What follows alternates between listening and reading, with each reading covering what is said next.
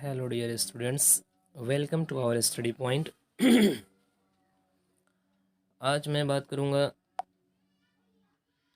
BAG, जो कि program code है, कोर्स कोड BEGS 183 के बारे में। ये इसका मैक्सिमम मार्क्स 100 होता है। मैक्सिमम मार्क ये 100 होता है, ठीक है।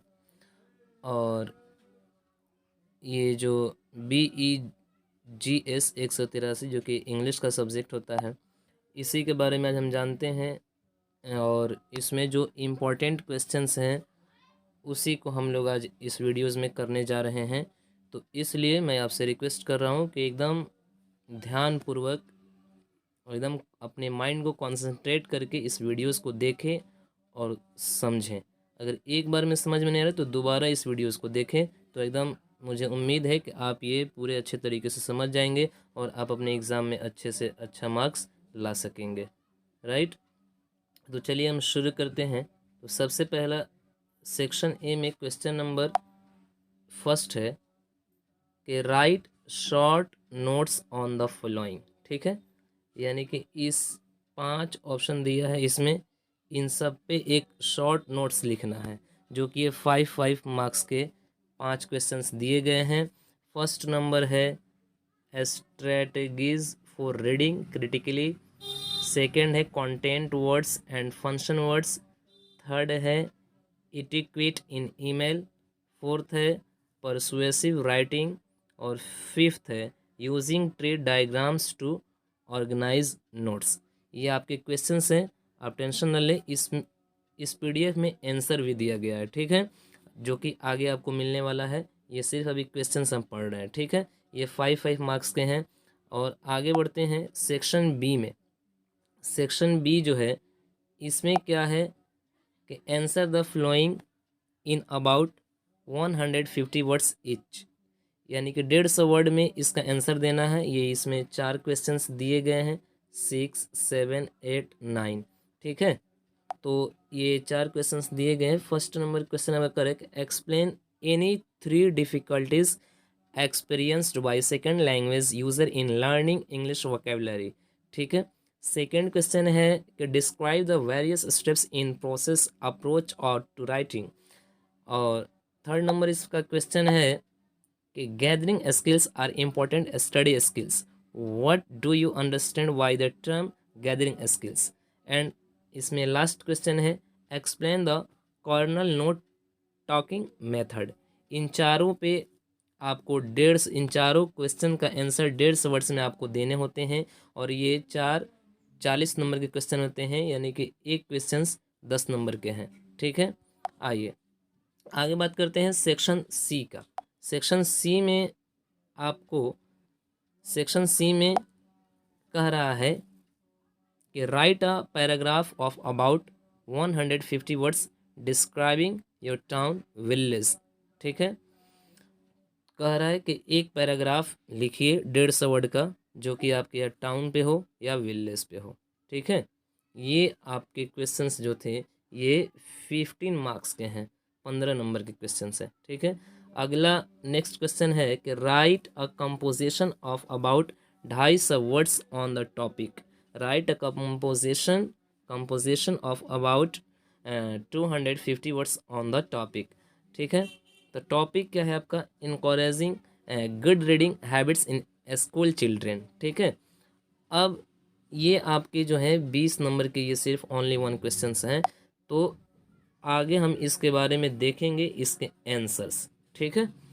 तो फर्स्ट नंबर में हम लोगों ने देखा था सेक्शन ए का question, right a short notes on the following. तो पहला था उसका क्वेश्चन तो स्ट्रेटजीज फॉर रीडिंग क्रिटिकल। तो इसी के बारे में यहाँ पे देखिए, ये टोटल इसका आंसर दिया गया है। मैं थोड़ा सा पढ़ता हूँ, आगे आप इसको पढ़ करके अच्छे से अपने माइंड में सेटअप कर लें और आपके एग्ज़ाम के लिए ये बहुत ही इम्पोर्टेंट क्वेश्चन साबित हो सकते हैं। कह रहा है कि बिफोर यू राइट, लिखने से पहले you need to read the read and listen, ठीक है। आपको ज़रूरत है किसको, पढ़ने की और सुनने की। So let us begin with strategies for reading critically. How do you become a thoughtful reader. Well, A thoughtful reader is one who must patiently read information concerned not only with simple comprehensions of facts but also be mindful of inferring, interpreting, analyzing and evaluating the ideas in a text। ठीक है, इस तरीके से आपके answer इसमें दिए गए हैं। आप इसको जूम करके स्क्रीनशॉट ले सकते हैं। अगर आप स्क्रीनशॉट भी नहीं ले सकते हैं तो आप क्या कर सकते हैं, इस पीडीएफ को ले सकते हैं। तो पीडीएफ को लेने के लिए मैं बताऊंगा कहाँ से ये पीडीएफ मिलेगा, आप पहले इसको समझ लें। ठीक है, तो ये आपका क्वेश्चन का आंसर यहाँ पे दिया गया है। ये अभी सब ये आंसर का पॉइंट्स है। मैं ये नहीं कह रहा हूँ कि ये सब आपको याद कर लेना, नहीं। जो इसमें आपका जो इम्पोर्टेंट वर्ड्स हैं, इम्पोर्टेंट्स जो इसमें सेंटेंस दिया गया है, इसको आप क्या करें, अपने माइंड में सेटअप करें। और आप ध्यान रखें एग्जाम हॉल में कि जितने वर्ड्स में पूछे जा रहे हैं उतना ही वर्ड्स में आंसर दें। इस तरीके से आपका टाइम की भी बचत होगी और प्लस में आपका आंसर का जो आंसर दीजिएगा उसके मार्क्स भी अच्छे मिलेंगे। अगर आपको 250 वर्ड में कहा जा रहा है तो ये नहीं कि आप 300 वर्ड्स में आंसर दें। अगर 300 वर्ड्स में अगर आप आंसर देते हैं तो आपके मार्क्स कटने का चांसेस रहते हैं, राइट। चलिए, सेकेंड आपका जो उसमें टॉपिक था content words and function words, तो इसके भी आंसर यहाँ पे दिया गया है। आप देख सकते हैं, इसका आंसर बहुत शॉर्ट दिया है क्योंकि 150 वर्ड में ही लिखना है, तो 150 वर्ड इतना काफ़ी है। ठीक है, अगला है, इसमें अगला पॉइंट था एटिक्वेट इन ईमेल, ये वाला क्वेश्चन था और इसका आंसर भी यहाँ तक दिया गया है। बहुत शॉर्ट शॉर्ट पॉइंट है, आप इसको आप ईजिली आप अपने माइंड में सेटअप कर सकते हैं, राइट। और मैं ये वीडियो बना रहा हूँ क्योंकि मेरे पास कमेंट भी आया था कि सर आप BEGS 183 का क्वेश्चन बताइए, तो मैंने सोचा कि चलो भाई इसको भी अपलोड कर देता हूँ, राइट। तो चलिए अगला टॉपिक है ये, इसमें परसुइंग राइटिंग, ये क्वेश्चन था, इसका भी आंसर यहाँ तक दे दिया गया है। आप इसको अच्छे से रीड करेंगे और अच्छे से अपने एग्ज़ाम में लिख करके आएंगे। अब देखिए 5 नंबर का टॉपिक था जो using tree diagram to organise notes, तो ये आपके यहाँ पे देख रहे हैं सामने ये जो बनाया गया है ये सब आपके डायग्राम है। ठीक है, इस डायग्राम को आप अपने ध्यान में रखेंगे तो आप अच्छे से इस को आप बना सकते हैं, राइट। चलिए सेक्शन बी की बारी आती है, तो सेक्शन बी में कहा गया था कि explain any 3 difficulties experienced by second language user in learning English vocabulary. ठीक है, तो यहाँ पे देखिए आंसर दिया, as second language user we may find a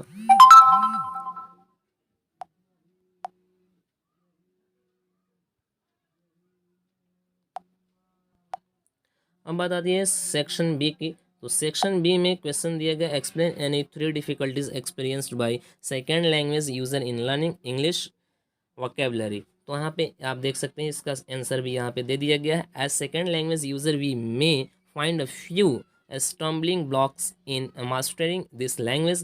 In this section we shall look at a few of these difficulties. One word, many meanings. Homonyms, homonyms and homonyms are words which have the same spelling and pronunciation but different meanings in different context। इस तरीके से आप पूरा ये read करके आप अपने दिमाग में ये सेट कर सकते हैं। देखिए इसका आंसर अभी भी चल रहा है, ठीक है, तो आप इसको अच्छे से रीड करेंगे। मैं धीरे धीरे इसको स्क्रॉल कर रहा हूँ, आप इसको स्क्रीनशॉट लेकर के काम चला सकते हैं। और अगला क्वेश्चन था इसमें describe the various steps in the process approach to writing, तो यहाँ पे इसका आंसर दिया गया है every writer follows his or her own writing process, often the process is a routine that's come naturally and is not a step by step guide to which writes refer, being conscious of your own writing process is especially helpful when you find yourselves struggling with a particularly tricky piece. ठीक है, इस तरीके से आप इसको, तो इस तरीके से इसमें इसका पॉइंट भी दिया गया है प्री राइटिंग। उसके बाद में आप इसके आगे देख सकते हैं find your ideas, build on your idea, plan and structure, और सेकंड यहाँ पे दिया गया है इसका राइटिंग। ठीक है, इस तरीके से आप इसको देख करके आप इसे याद कर सकते हैं। अगर याद होने वाला हो तो आप याद कर सकते हैं बआसानी, राइट। और उसके बाद में नेक्स्ट क्वेश्चन था gathering skills. gathering skills are important study skills. What do you understand by the term gathering skills? Right? तो इसका आंसर यहाँ पे दिया गया है, building a solution is not the just the beauty and outcome of a product. It requires a lot of study and analysis in order to implement your innovative thoughts and gain the best user experience. इस तरीके से आप इसको read करेंगे. मैं पढ़ूंगा तो ज़्यादा टाइम लगेगा, इसलिए आप इसको अच्छे तरीके से रीड करेंगे. ठीक है, यहाँ पे कुछ इम्पोर्टेंट्स पॉइंट दिए गए हैं, इसको आप ज़रूर याद रख कर लेंगे. इसको skills required for requirements gathering, कौन कौन से जो स्किल्स ज़रूरत पड़ती है गैदरिंग के लिए. तो active listenings and activity speaking, probing and dare to ask why, good documentation, negotiation with stakeholders, domain knowledge and learning to adopt. ठीक है, और इसमें कुछ यहाँ पे एक पॉइंट दिया है, techniques for requirement gathering. Gathering के लिए जो टेक्निक्स इस्तेमाल किए जाते हैं वो कौन कौन से होते हैं, तो यहाँ पे आप देख सकते हैं, ये टोटल यहाँ इसका दे दिया गया है. अगला है 9 नंबर क्वेश्चन, आप देख रहे हैं, explain the Cornell note taking method. Right, तो इस तरीके से आप इसका भी आंसर आप ये देख सकते हैं. तो चलिए आगे बढ़ते हैं. इसी के साथ साथ सेक्शन सी की आई अब यहाँ पे बारी है. तो सेक्शन सी में आप देख सकते हैं, right a paragraph of about 150 words describing your village या टाउन. आप एक पैराग्राफ लिखेंगे 150 वर्ड में, या तो अपने गांव पे या तो अपने शहर पे. तो यहाँ पे दे दिया गया है. ये तो बहुत इजी क्वेश्चन है, बचपन से ये पढ़ते आ रहे हैं कि गांव पे निबंध लिखें या टाउन पे निबंध लिखें या पैराग्राफ लिखें. ये तो बचपन से ही पढ़ते हैं, ये आप आसानी से कर सकते हैं. Village life is has certain charms, very few people can avoid the attraction of sense serene life in Bangladeshi village. अब जैसे जैसे आपका ये आप अपने विलेज के बारे में ही लिखना है. ठीक है, ये जो बांग्लादेश का ये रहने वाला है तो इसलिए ये बांग्लादेश का ये अपना लिखा है. आप इंडिया के रहने वाले हैं तो इंडिया के गांव के बारे में लिख सकते हैं या शहर के बारे में लिख सकते हैं. चलिए नेक्स्ट क्वेश्चन आपका दिया गया है कि right a composition of about 250 words on the topic encouraging good reading habits in school children. इस तरीके से आप यहाँ पे देखिए इसका आंसर दे दिया गया है. Reading is one of the best and most essential habits that can be thought. Those who have the habits of reading are those who can truly understand the value and pleasure of reading. ठीक, इस तरीके से यहाँ पे ये question और answer इसका समाप्त होता है. तो मैं आशा करता हूँ कि ये वीडियोस भी आपको बहुत ज़्यादा पसंद आएगा, और मैं इसी का BEGS 183 का मैं एक वीडियोस लेकर के आऊँगा जो कि वो आपके लिए very very important for your exam. ठीक है, अभी इसमें इस पेपर को होने में भी टाइम है अभी, तो इसलिए मैं अभी ये एक शॉर्ट ये लेकर के आया था. अब मैं एक लॉन्ग वीडियोस लेकर के आऊँगा, उसमें आपको कोई दिक्कत नहीं होगी. जो मैं उसमें दूंगा क्वेश्चंस, वही क्वेश्चंस आपके एग्ज़ाम्स में पूछे जाएंगे, डायरेक्ट टकराते हैं. और ये भी आपके लिए बहुत ये इम्पोर्टेंट है जो मैंने अभी आपको बताया और ये मैं आपके सामने जो शेयर किया. राइट, तब तक के लिए धन्यवाद. Thank you very much for watching this videos.